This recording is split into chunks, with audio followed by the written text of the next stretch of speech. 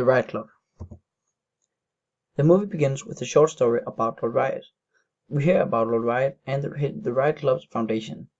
After the introduction, we fast forward to today's time, where we meet the two main characters, Miles and Alistair. Because it's the start of the school year, there is a party in the evening. At the party, Miles is spotted by one of the club members. Alistair was in the beginning of the movie mugged, and after his mugging, he was helped by another club member. The Riot Club wanted new members because there were only 8 people left in the group, and they didn't feel like it was enough. Alistair Ryle seems very snobby, and he's insecure and doesn't know how to interact with others in the beginning of the film. He comes from a very rich family, like the rest of the club members. As we get longer into the movie, we see Alistair become more self-confident, and in the end of the film, he finds out he can do much more than he thought. But this wasn't a good thing, because he ends up beating a man half to death.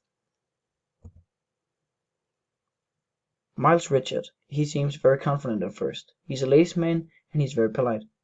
Miles finds a sweet girl called Lauren that he wants to be with, and he seems very happy. It doesn't really feel like he wants to be a part of the Riot Club at first, but he ends up being adapted into the group anyways. He don't want to say no to the group because of the status it gives you. It's a great honor to be asked to be a part of the club. And as we get longer into the movie, we see Miles doubt his choice about the club. He seems like he wants to be with Lauren instead of the club. The two main characters, Alistair and Miles, are not friends at first, and they're at no point in the movie actually friends. And it becomes a competition. There is a competition between the two of them because they both want to be a part of the Riot Club.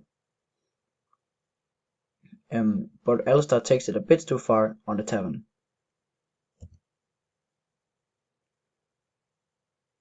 The movie has many different themes. There are themes like love, loyalty, youth, wealth, and crime. A big theme in the story is loyalty, and I think it's crazy to see how far the club members would go for the club.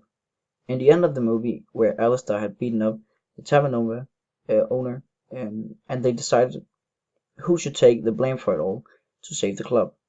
Seeing Alistair's dad thinking more about the club than his own son is also crazy because he still wants to save the club, even if it would be bad for his own son. Another big theme is wealth, because we see all of the Riot Club members are extremely rich. For example, in the start of the film, they leave an Aston Martin in the city because one of the members puked in it, so they didn't want it. But also, as a contrast to the wealth in the movie, we see the tavern, and in there people are happy and smiling, and not very rich. We also see the tavern owner, who isn't rich either, but he's very satisfied with his tavern and his life at the time. And that's why I think the message in the movie is to show that no matter how much money you have, you can still be happy and live a nice life. I also think the saying, money can't buy happiness, fits into the movie real good. In the movie, the Riot Club seems to be a club for all of the cool kids with a lot of money. The members are all loyal to the club, but still none of them are real men. Whenever things get serious, they aren't loyal to each other. For example, when they needed to choose who should take the guilt for the battle of the tavern owner. When you compare the Riot Club from the movie to the Bullingdon Club, which is real, they have a lot in common. The Bullingdon Club are also known for its destructive behavior, sexism, and vandalism. In 2016, a former club member also spoke and said they used to buy prostitutes to the dining events, and the prostitutes were paid extra by the members who wanted to use them, so they compare real good.